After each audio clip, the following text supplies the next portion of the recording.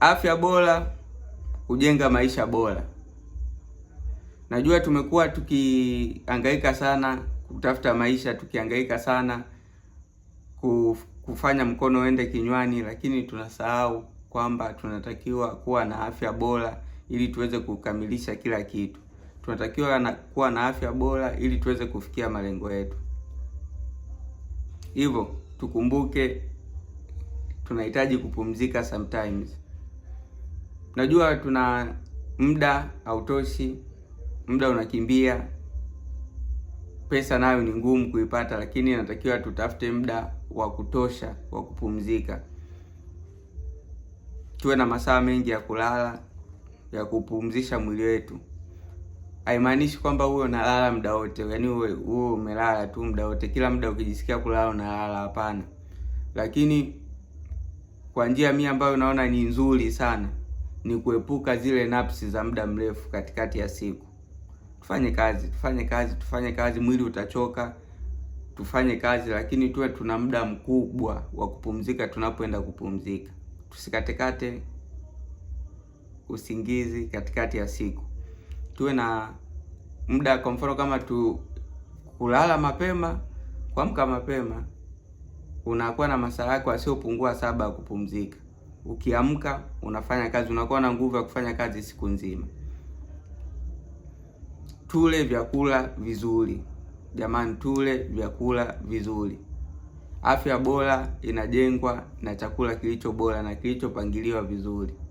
Na ukiwa na afya bora unatengeneza mahusiano bora, relationship na familia na ndugu. Lazima uwe na relationship bora ukiwa na afya bora.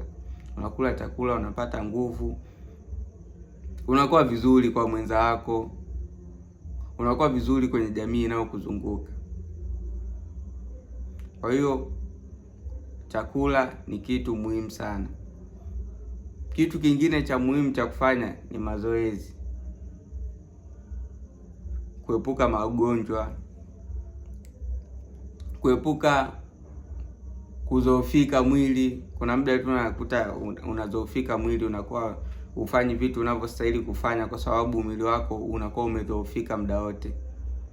Tufanye mazoezi.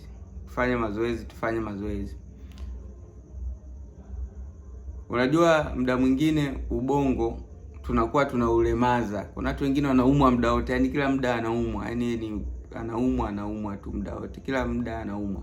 Ni kwa sababu ubongo tumeshauzoesha kwamba situation, nikijisikia hali fulani ninaumwa. Muda mwingine ni kutokana tu na sisi tulivyochukulia perception yetu. Lakini unatoka kukuta hiyo stress inamkuta kila mtu, lakini ni wewe umeichukuliaje? Wewe umechukulia kama ugonjwa. Kuna muda mwingine mtu mwingine amechukulia kama ni kitu kinachomkumbusha inatakiwa asimame aende kufanya mazoezi.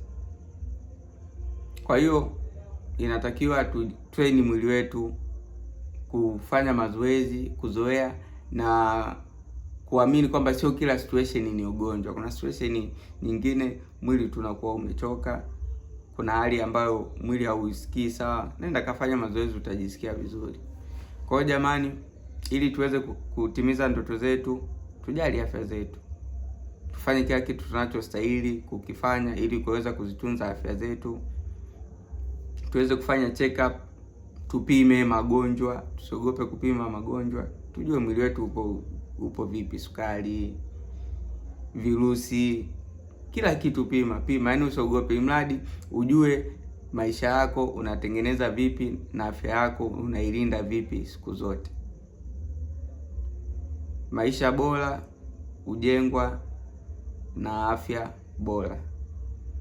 I'm out.